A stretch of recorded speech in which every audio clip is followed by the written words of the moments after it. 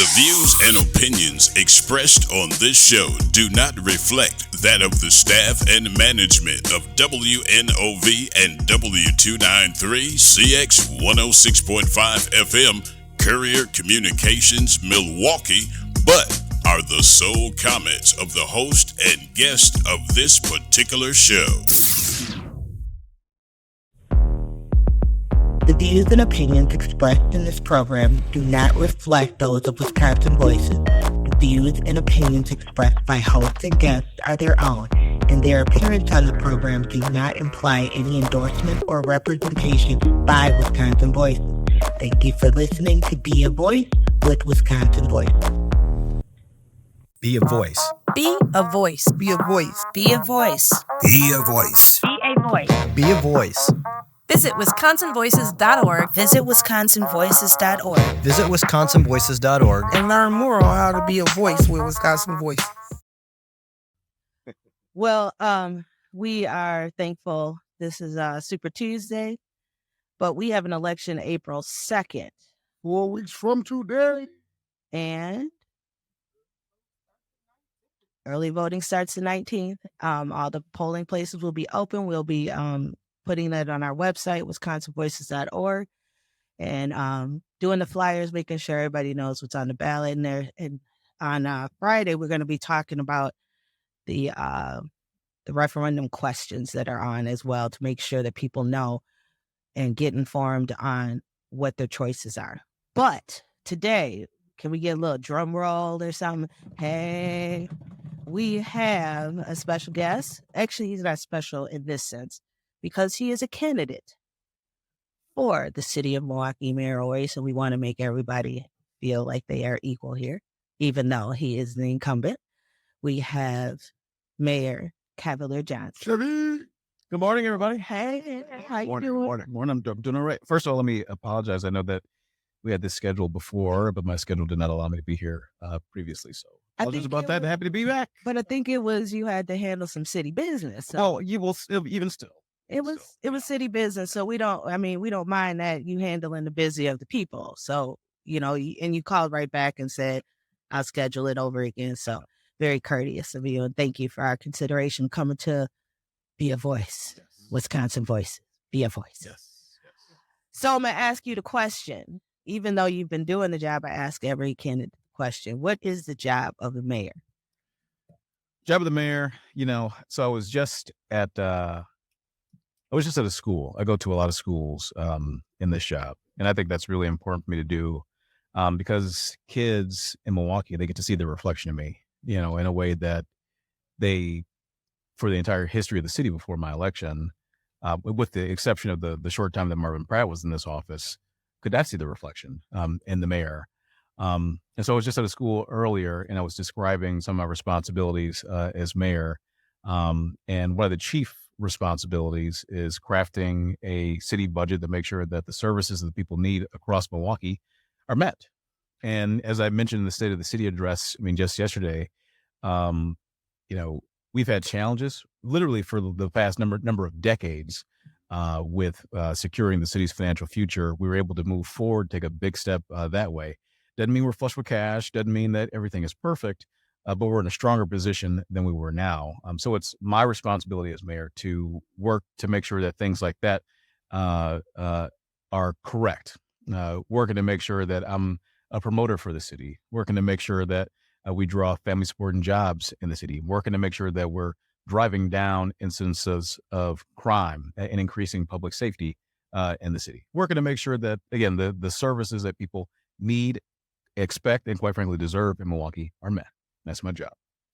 So in our Civics 101 class that we provide, one of the things that I always tell them, it's three branches of government, and the city has the three branches as well. They have an executive, a legislator, and a judicial, and they are the executive branch of the city. So it's you've been doing this for 2 years now? Or is it? Well, when you count the acting mayor. Yeah, well, acting mayor, that's... Yeah, so that goes back to December of 2021. So just a little over 2 years. Are you enjoying it? I do enjoy it. It is, I've described this as, certainly the most difficult thing that I've ever done in my life, but it's a difficult, challenging, complex, but very rewarding opportunity. It really, really is. And I feel blessed to have the opportunity to serve as the city's mayor. Um, we're gonna take some calls, 414-444-5250. But kind of we got a couple things. We want to get to know you as a person Sure. a little bit more. And then also, like, what are some of the goals that you want to achieve? And people, a lot of times when you come into these things and people run for office, that's why I always ask the first question is, what is the job? Mhm. And you wouldn't believe how many people, and I don't tell people how to answer, but they don't know what the job is. They come up with what they think the job is. But I always tell people, especially when I ran campaigns, go look at the statute, see exactly what the job is, because you are a policymaker. You are making the budget, and the common council has to approve it, but you're just giving them the budget. It's not up to you. They have to approve it. So some of this is you, but some of it is the common council too. And there's no power that is absolute. And that is what people have to also understand, that your job you can't just go and do things. You also have to get their approval of the council, which is why you have to pay attention to the council as well as voters, because those are the people that are going to be working directly to help him guide. So that's kind of how I really want to make sure that people, it's not about, you have to know what the job is and then how it all works together. So, you're not blamed for stuff that is not under your control, but also taking responsibility for stuff that is under your control. So, but let's talk about the Cavalier, the man. I know you're a family man. I am. Yeah. Yeah, we want to get into, Yes. yeah, because everybody wants to know politics, but let's get into Cavalier. Sure. And with the quotes of Chevy. And we all can't, we're on live, so you can. I saw the cameras over there. I saw. Which side is your good side, so you can go like this. Turn to this side. Okay. Talk about you and what motivates you, what makes you tick. Yeah, sure. So I am a family man. That was one of the questions that the kids asked when I was up at the school earlier today, if I was, married, if I had a family and all that. And yes, I showed the hardware. Dominique, my wife, and we have been married for almost 8 years. This year in October, it'll be 8 years. Actually, October what? October 20th. Oh, October 20th. October's a good month. I'll be married 20 years on October 29th, so it's good. Oh, there you go. Yeah. There you go. And congratulations to you. If somebody does put up with me. You with the award. Yeah. So it'll be 8 years this year, married. And actually, I hopefully she's at work, so she can't listen to this right now. But this is on our we'll call her and make sure she knows that we have a podcast, so it'll be rebroadcasting this. So I got her a gift. I got her a gift because this month actually we celebrate our 10th year of being together. Oh, okay. So I got her March 14th was our first date. To March 23rd. That's my twin. I was going to get to that. That's my twin daughter's birthday too. Oh, wow. Yeah. So 8 years, almost 8 years married, 10 years together this month. We've got 3 kids. We've got a son named Oliver, who is 13 years old, and twin daughters who are 5, named Madison and Bella. So we got a pretty rambunctious house, and they keep us busy, each and every single day. But I love my family, love my wife, love my kids. I mean, that they have helped me in more ways than that I can count. Each of them is a blessing in my life. They all are complete, separate individuals, and like even the twins, like they have their own unique, distinct, personalities.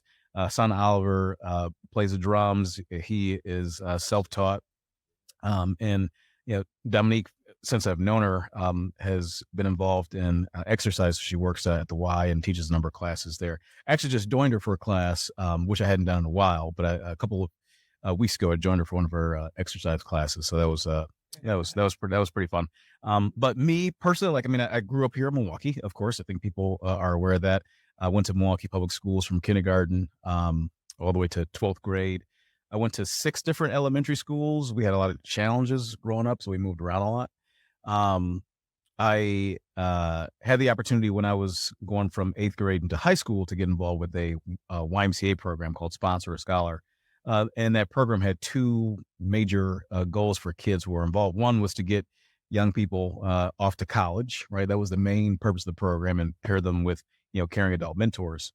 The other was to get young people involved in service and giving back. And I just, for whatever reason, fell in love with the community service aspect, helping seniors to rake leaves and shovel snow here in Milwaukee, doing the workforce development sort of stuff, helping kids get their first summer job. I just continued to do service, for years, afterward. So my first spring break when I went to UW-Madison was not to a beach in Florida. Instead, it was to New Orleans after Hurricane Katrina to help folks who, lost everything there, especially down in the Ninth Ward, places like that. I went to New York City for a summer to work for the YMCA there. Had the opportunity to go to Chile and South America to help, rebuild a school, refurbish a school for some impoverished students and communities there. Went over to London to work with some at-risk young people in that community as well. And then came back here to Milwaukee to continue to serve and had the opportunity to run for office. And, eventually that led here to being mayor.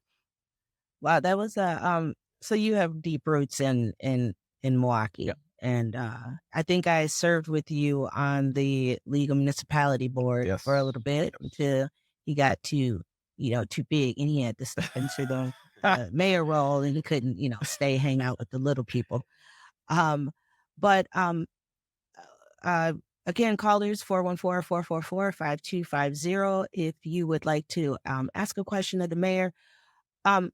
What is you have a lot of things that you have to work on, but what is your number one priority? What is the one thing that if you could really make a difference on, what would you do? And then how are you trying to do it? Because everybody has these things where they want to do it, but do you even, do you have a little bit of a plan? I guess that's, one thing that people would want to know as well. Sure. I mean, the thing that I spend, a lot of my time on is public safety and increasing safety in Milwaukee. And that's not just, homicides and, non-fatal shootings and like. I also categorize reckless driving in that category as well.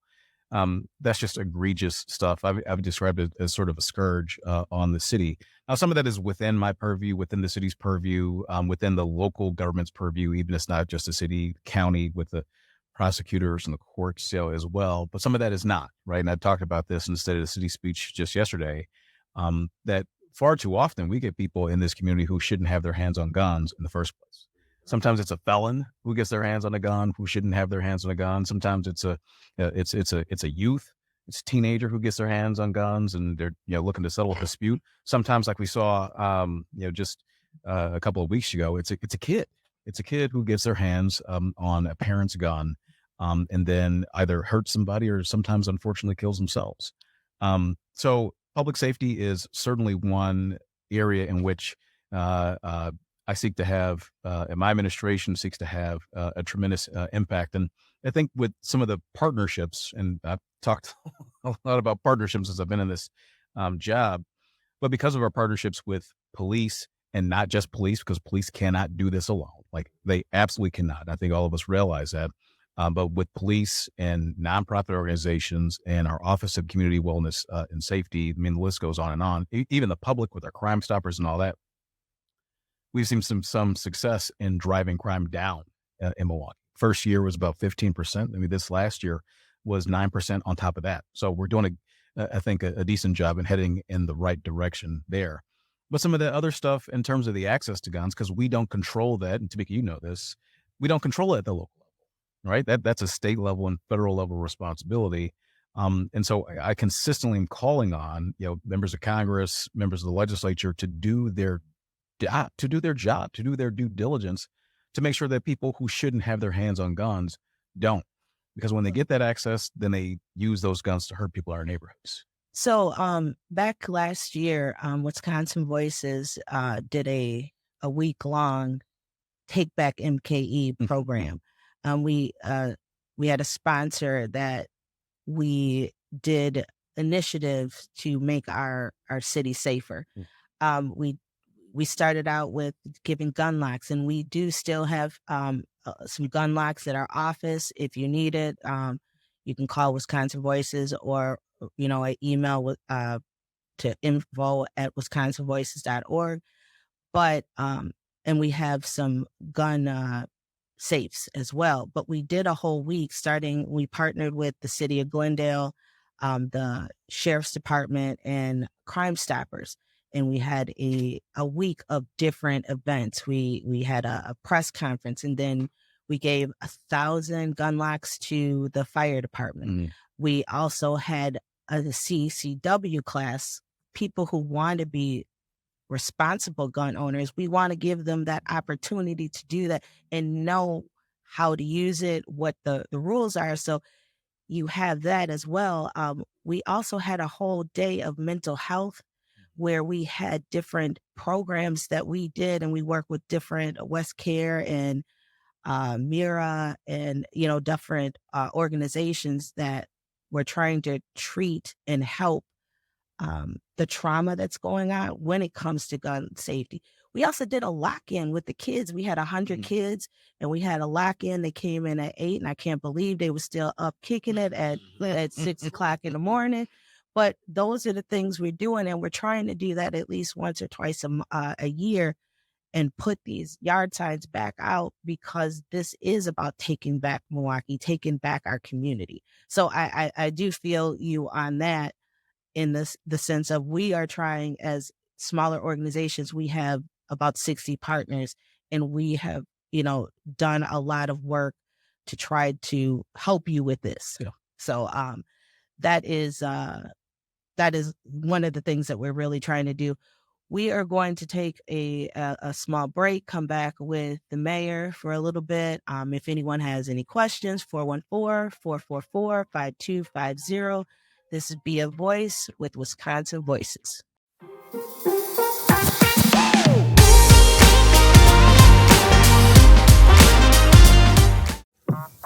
Catch Wisconsin Voices, Be a Voice Radio, every Monday, Tuesday, and Friday at 11 a.m. as we focus on community partnerships, voter education, and long-term collective impact for all Wisconsinites. You're listening to Wisconsin Voices, Be a Voice Radio. Follow us at BAWI Voice and learn more at wisconsinvoices.org.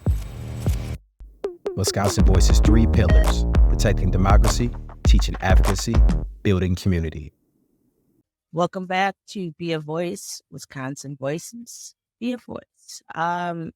Brian, you look like you itching to ask questions. Man, I remember seeing Mr. Cavalier, Mayor Cavalier Johnson, when he was getting started, and when I was, open the door one day, this guy comes in. I think he had one person with him, and he was going for alderman. And it's nice to see this growth. So one, I just want to congratulate you, and just a couple of questions, maybe one. How, with the experience of you traveling and being able to do the services you had, and I'm interested to hear what borough you were in New York, but outside of that, going to Chile and having those experiences, what type of motivation did that help you bring back to Milwaukee? Being able to leave, because you see a lot of people leave, and a lot of people doing great things in Milwaukee come back here and they get that opportunity to go to Atlanta and go to wherever to, get that growth. But what did that help you with, and how were you able to contribute that to Milwaukee? Yeah, that's a great question. And to answer the first question about which borough, my job with, I was doing an internship with the YMCA when I was there. I stayed in Manhattan, but I had the opportunity to go to all 5 boroughs. Nice. And go there alone. It was just kind of me as sort of like a lone ranger out there. But I had the chance to visit, every single one, from the Bronx down to Staten Island, of course, Brooklyn, Queens, and staying in Manhattan too. So that was just a really awesome experience. And then Chile and London and, traveling across the United States, doing stuff in New Orleans, all that. What it taught me is that people are people. People are people. I mean, you see that even here, right? When, we watch, some news stories and, sometimes there's a concentration of, things that happen, unfortunate instances that happen in the city of Milwaukee, right? And you don't see that same, or at least the same volume of those same sort of activities that are happening in surrounding communities or suburban communities or far-flung communities. But the fact of the matter is that things happen there too. Mm-hmm. And the reason that things happen there too is because people are people. It doesn't matter where you go. It doesn't matter where you are. And look, I've been in some really diverse, very populated places like New York and Santiago, Chile, and London and Paris, and all this stuff.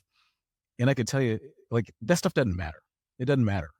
If you have a strong foundation for people, then you can make sure that they're set out to achieve greatly, right? If they have stability in their lives, it doesn't matter who they are, what they look like, where they live, in an urban setting, rural setting, ex-urban setting.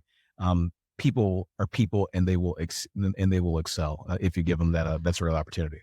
There is one of the things our partners, because this is also about our partners and what they need, because a lot of our partners are 501c3s that are in the city. One of the challenges that they have asked is, what about development outside of downtown? Mm-hmm. Talking about, the garden homes, the Metcalf Park, not Sherman Park. I'm talking about the other areas, because there are other areas besides downtown Sherman Park. What about their corridor over here, garden homes, Franklin Park?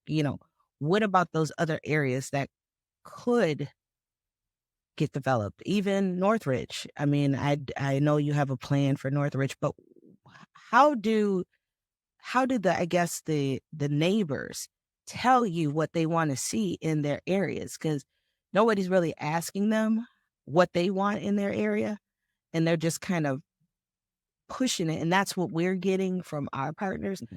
I guess you could address that a little bit on how do you see it that it's a trickle down effect? If Milwaukee downtown is thriving, it'll trickle down, or do you have a plan for other places in Milwaukee? Yeah, that's a great question too. And this is what folks I think should understand here, is that a strong downtown is good for the entire city, right? Downtown accounts for 3% of the total land mass of the city, but contributes like over 20%, over 22% at this point, I think, of the total tax base for the city. So if we're talking about making sure that there are library services on the north side of the city, like a strong downtown helps to fund that. If you're talking about making sure that there's fire service on the south side of the city, a strong downtown helps to fund that. So there is a reason why, I mean, not just in Milwaukee, but in other places, other cities, like a strong and vibrant downtown is very important. But to the question of development in the neighborhoods, that's also very important. It should not just simply be downtown centric, because if downtown is helping to contribute tax dollars elsewhere, well, helping to make sure that these other neighborhoods, the aldermanic districts, if we're calling them that, are self-sufficient, that creates a stronger and better city too. And so when I look, around what's going on right now, we're starting to see some development that's not just purely downtown. Certainly there are these big projects that are happening downtown, whether it's the Baird Center or Couture or, other things that are happening down there. But just, a week or two ago, I went to Harambe to break ground on an affordable housing development that's happening there.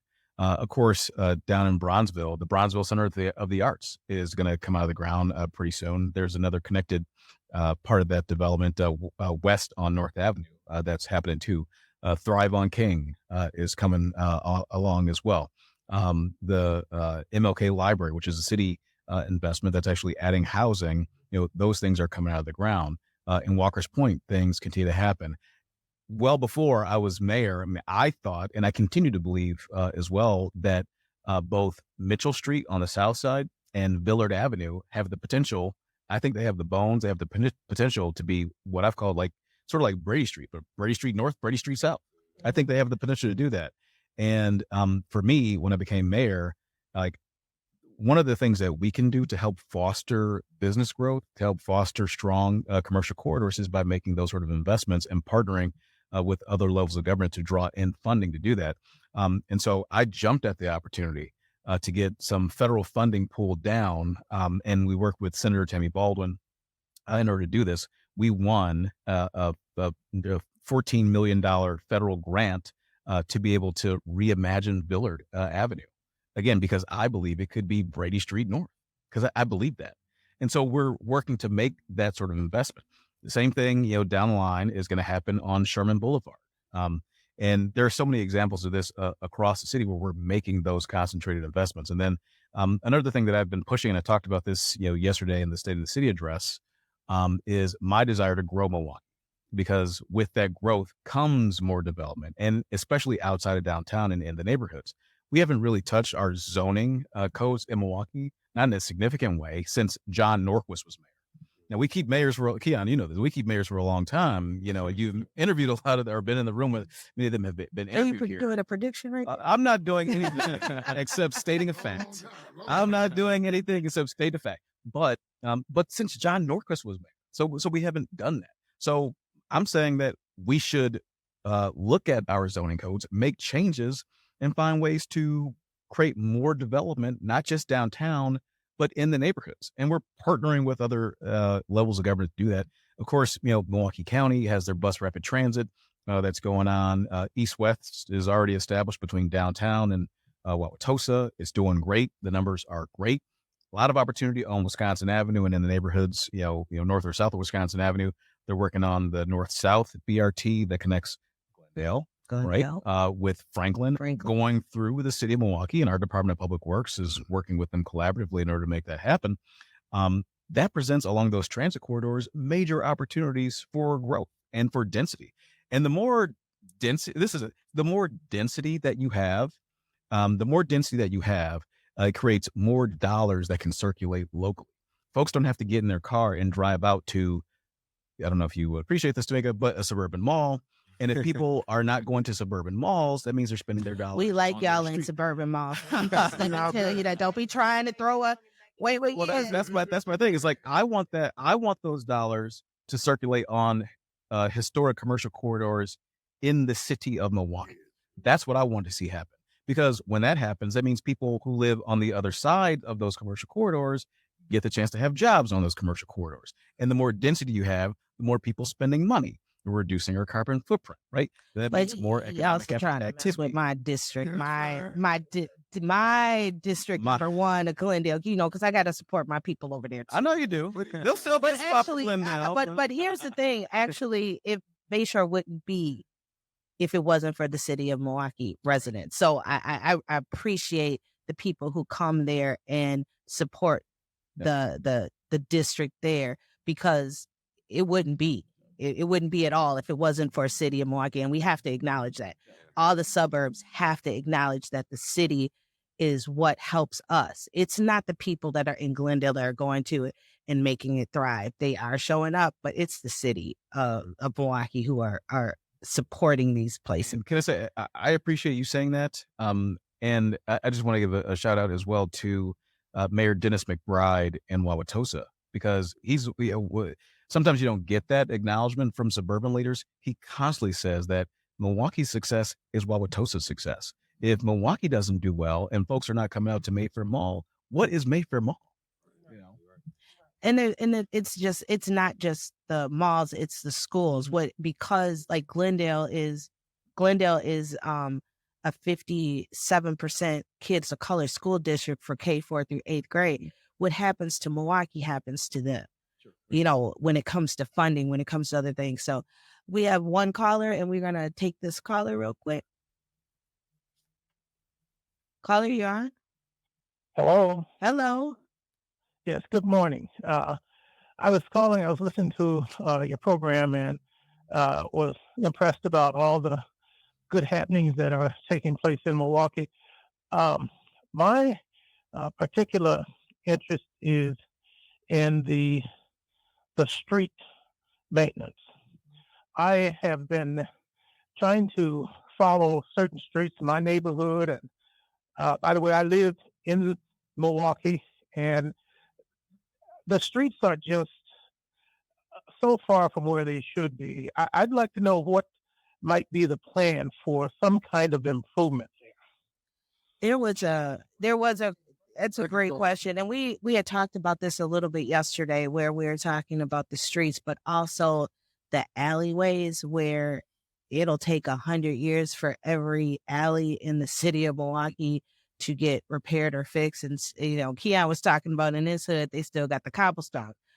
I know that's a budgetary issue, but how do you get around that? Because some of the guests that we've had are talking about their repairs on their cars are turning into more than what they would want to pay in taxes because they are doing their buying new tires, doing brakes and tire rods, front end alignments, and this is turning into more than they would pay if the taxes was raised. Because what is your take on this issue, and are you asking for more funds from the state and the state government or the federal government to try to deal with some of this? Look, I'm always open to getting more money.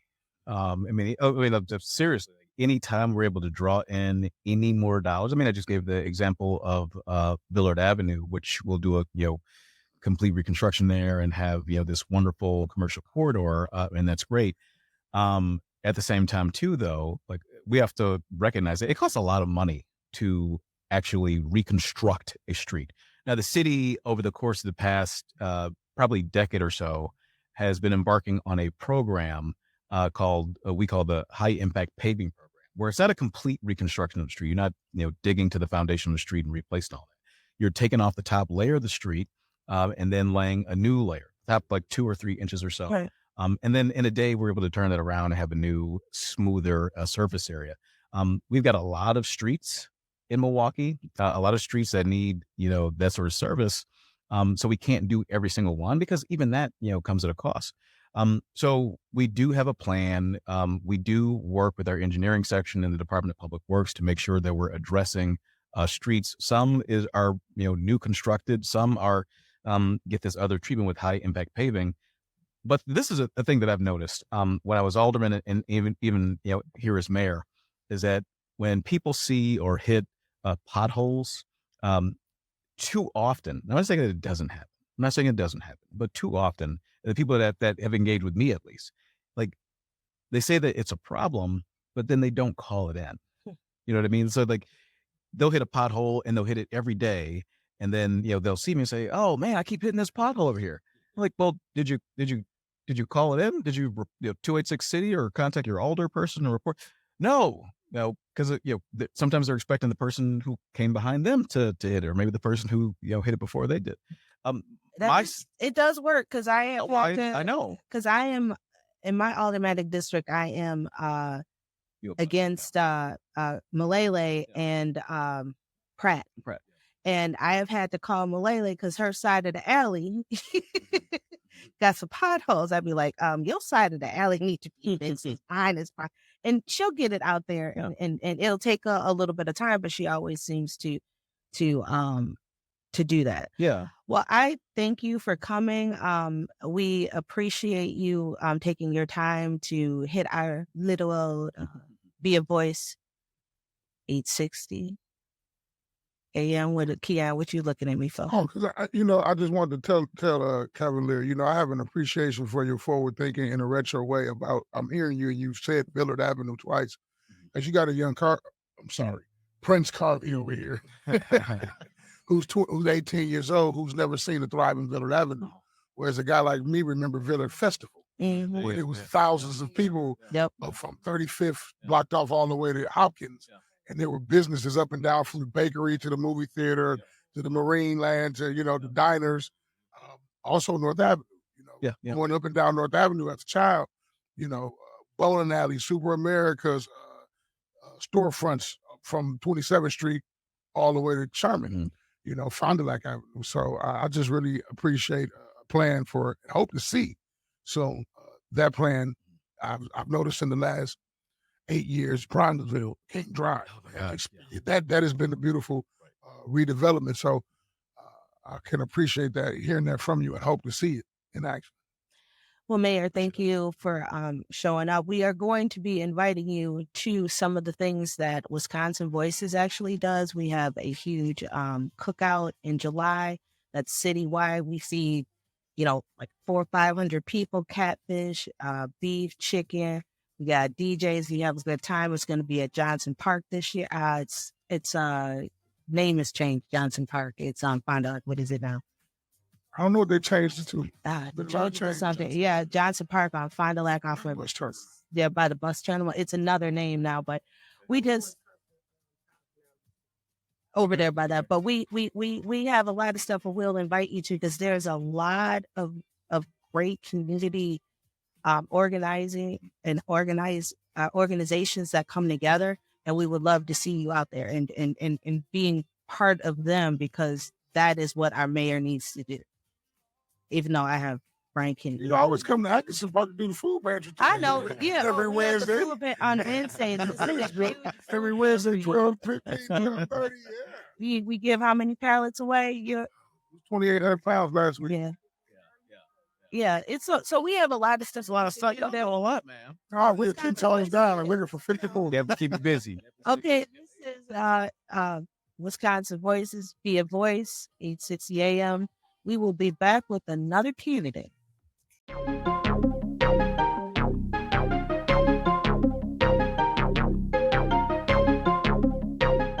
Please join Wisconsin Voices every Monday, Tuesday, and Friday.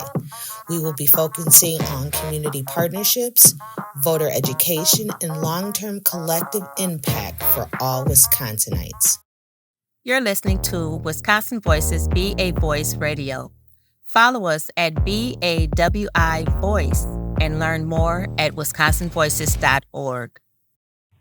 The three pillars of Wisconsin Voices are protecting democracy, teaching advocacy, and building community. Learn more about Wisconsin Voices and our partners at wisconsinvoices.org. Stay up to date on our community events page and get involved by visiting our donation page. That was interesting. We got a good conversation with this is going to start. This kicks off our candidates coming in. They have been very responsive. Quite a few of them have responded. We are, getting them set up and making sure that they are getting your 15, 20 minutes of fame. When you get loaded, this guy. Who is this? This guy. What you talking about? Joe, I'm waiting. This person that's sitting next to this guy. Oh, yeah, I love it. What is your name, sir? Michael Harper. Michael Harper. Yes. Now what you running for? Milwaukee County Comptroller. Welcome, Michael Harper. How are you? I'm very well, thank you. I'm going to ask you the question I ask everybody before we get into it. What does a comptroller do? The comp controller. No, I'm just kidding. Because I've heard that, but the comptroller is responsible for managing the fiscal affairs of the county, and also managing the projects, capital projects. One thing the comptroller is not responsible for is setting the budget. That's the duties of the board of supervisors and the county exec and the departments, respectively. But largely, it's a fiscal position that is making sure the books stay straight, that we continue to have resources to invest and pay our vendors for the services that they provide our constituents and taxpayers. And how much did that pay? Not just kidding. Tell us a little about yourself. Born and raised in Milwaukee. I've shared that before, and grew up, went to university school, and then to Miami of Ohio, and afterwards spent my early professional career in Detroit working for Oldie Discount stockbrokers on the trading desk, where I got my opportunity to pursue one of my second first loves, which is finance and working in numbers as a young professional. So, you said you live in Milwaukee? Yeah, grew up on 39th and Flores. And you live in there? No. Where you live now? Live in Glendale. Thank you. He ain't trying to, give us See, you won't act like I see you standing on it now. Put that on this Glendale. That's Miss Sheboygan right there. Standing on that Glendale. You know what I'm saying? well, Hey, and you got to raise your flag. Yeah. But no, I'm just messing with you. You have roots in Milwaukee just like I do. Yeah. What made you want to run for this particular position? There's plenty of positions you could have ran for. You know, what makes you most qualified for this? Well, number one, I ran for the position to give people an option because up until December 24th, there was only one candidate on the ballot. And after 32 years of having a single comptroller, you know, I thought it was important to also finish the job that people like Johnny Thomas have set out to run for comptroller in the past. Jason Fields. It's an important role within government that is in the executive branch that our community needs a voice there and a champion for the people, someone with cultural competence who understands the needs of the city of Milwaukee, but can work with the surrounding municipalities to build collaboration and partnership. So, and let's just be clear, you're running for county comptroller. That is correct. There is another city comptroller on the ballot. So they do the same thing, but just city and city and county, but want to make sure people know that you are the county one. That is correct. County. There is a city with two great candidates there as well. The duties are just, the duties of the county versus the city, right, where the county is more responsible for transit, transportation, parks and cultural assets. The city is responsible for more of the city services. You know, the county is more of the administrative arm of the state in terms of health and human services. So the duties and responsibilities kind of segregate around that. I love the fact that you still always, anytime anybody understands that the county is an arm of the state, I get all excited because they don't understand that they are really regulated by what the state does, and they're just an arm.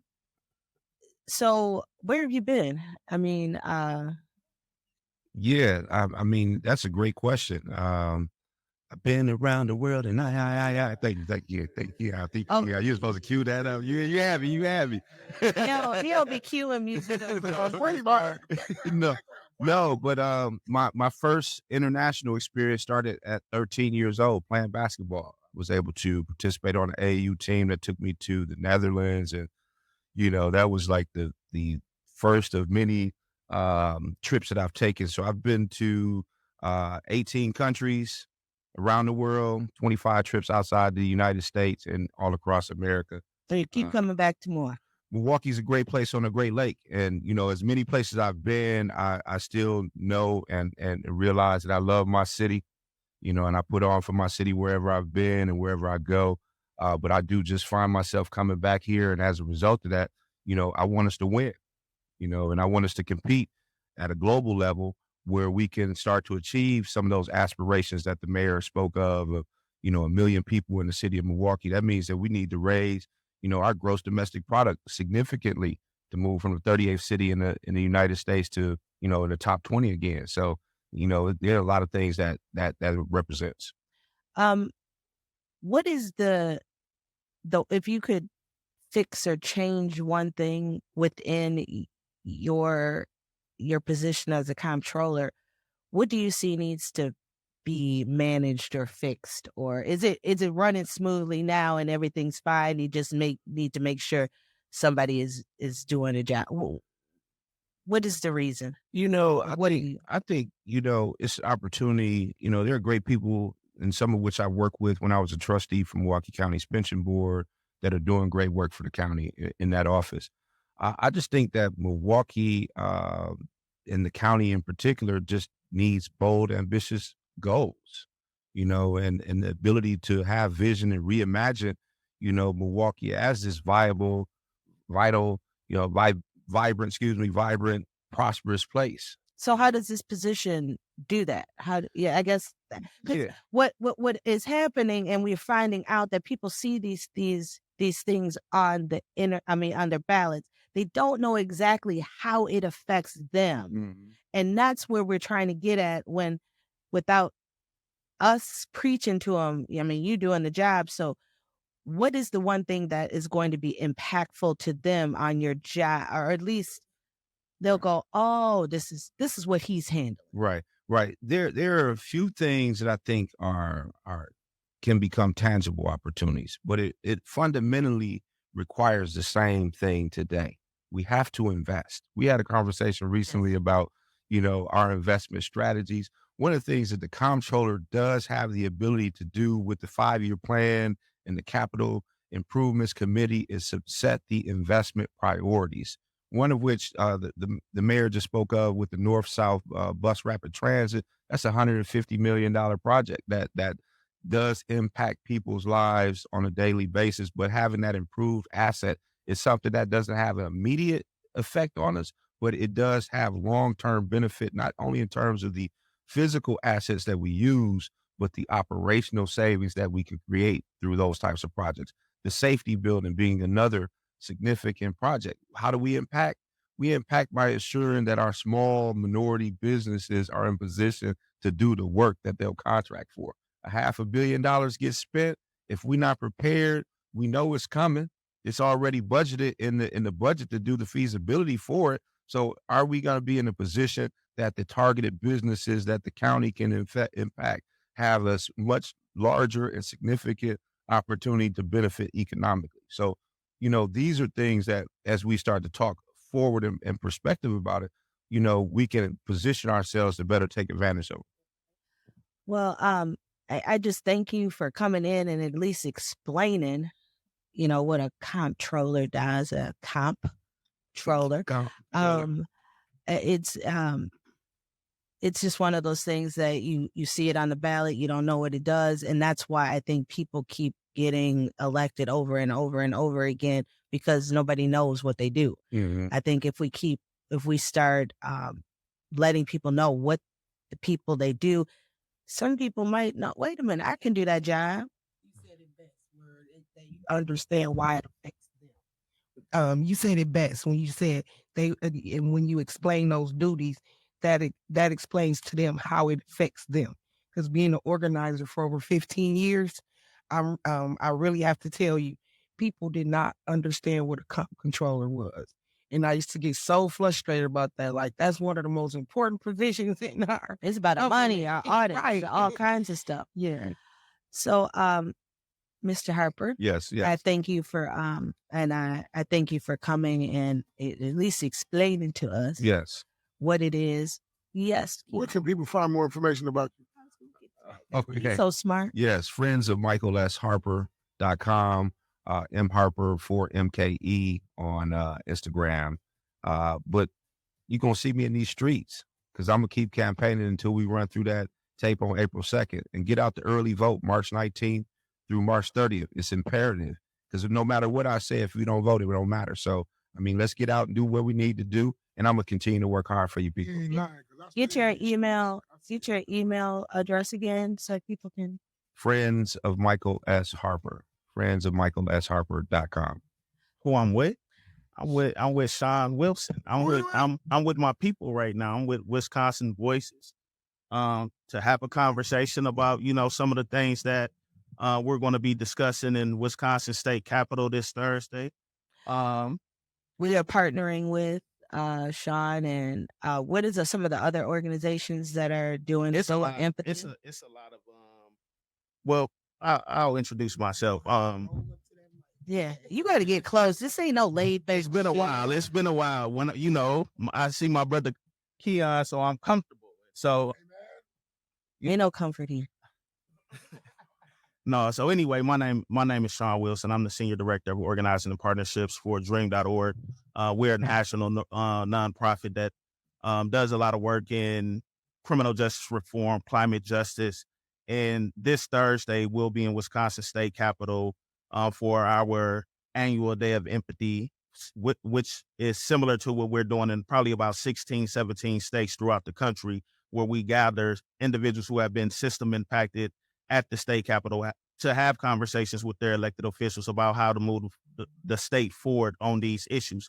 And we have the honor and the privilege to partner with organizations such as Wisconsin Voices, Milwaukee Turners, the Community, Expo, Wisdom, the usual suspects. All those are partners of Wisconsin Voices. Absolutely. In order for us to be effective, we got to have partners. It has to be a collective, if we're planning to be effective, in my opinion. So tell us a little bit about, we only got a few minutes, but can you tell us a little bit about the Day of Empathy?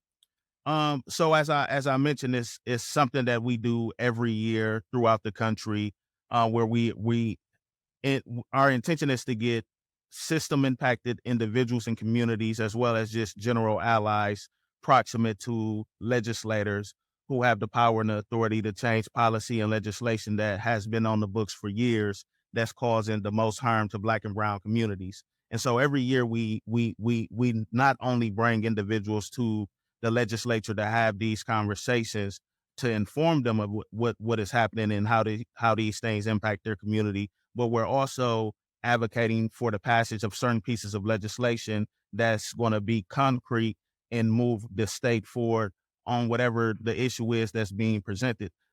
This Thursday, we're going to be talking about transforming supervision. As you all know, here in Wisconsin, we probably have one of the worst supervision systems in the country. We have about 60,000 people on probation and parole here in the state of Wisconsin just a few years ago, and I think we're continuing to send individuals back to prison for violation of technical rule violations. I remember when I was with the ACLU, we shared a story of how somebody was sent back to prison for moving from apartment A to apartment B without telling their supervisor, and that landed them back in prison. So we already know that in Wisconsin, supervision is a critical injustice. And not only is it a critical injustice, but it's also of utmost importance that the citizens of Wisconsin come out and have these conversations with their elected officials so that we can get something concrete that's going to address this issue that's costing taxpayers thousands of dollars. So I'm hopeful for, what we're going to be able to do in coalition and partnership with you all. I just hate that this was we're going to have you back, because there's so much more in-depth work that you have done between re-entry. You do some environmental work. I mean, the Dream Corps does a lot more than just thing. And we really want to get you, so we know exactly what you're doing. We're going to have to invite you back because, but he be slipping in and out of town because he's so needed across the country. So we're going to beg him to please bless us with their presence again. Give me a date and I'm going to make it happen. One thing you want to always keep in mind when it comes to Sean Wilson, I'm always concerned about what's happening to my people here in Milwaukee. This is one of the states that has caused the most harm to myself, my family, and my communities by removing me for 17 years. So as a result of that, within those confines, I've developed and devised a plan to come home and challenge this system and partner with any and everybody that understands what is needed to bring about a change within this system. Powerful. Amen. Thank you. We are out of time. It's 12 o'clock. This is Wisconsin Voices. Be a voice.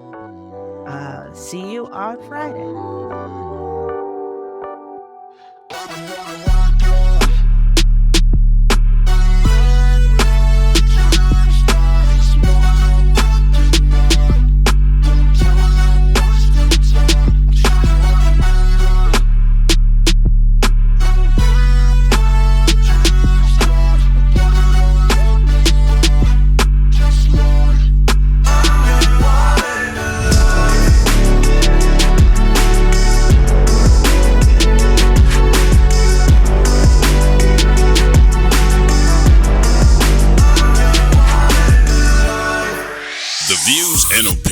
Expressed on this show do not reflect that of the staff and management of WNOV and W293 CX 106.5 FM Courier Communications Milwaukee, but are the sole comments of the host and guest of this particular show.